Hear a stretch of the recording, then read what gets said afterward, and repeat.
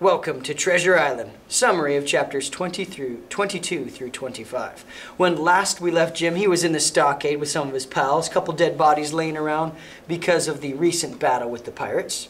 For whatever reason, Dr. Livesey decides he's going to leave and go off and find Ben Gunn.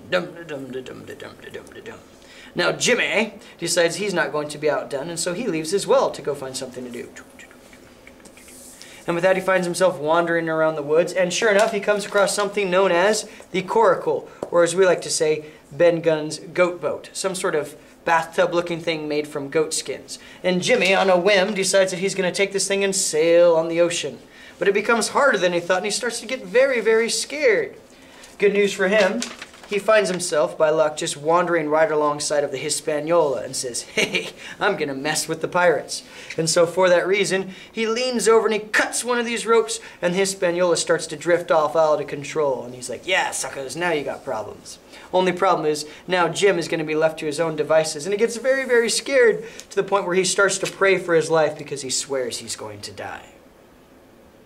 With that, he falls asleep, and on the next morning, finds himself somewhere in between the drifting Hispaniola and the shore where the pirates are, and says, all right, what can I do now? He comes closer to the Hispaniola only to find himself too close, and he's about to get smashed, but instead of panicking this time, he has a moment of clarity and goes all Indiana Jones, and he says, all right, I can do this. So he grabs onto one of the ropes of the Hispaniola, climbs up, ready to do some damage and fight some pirates, only to find that on the Hispaniola, there are only two people left that we can tell. One dead pirate, and one live pirate that's almost dead, named Israel Hands. That's right, the same Israel Hands from early on.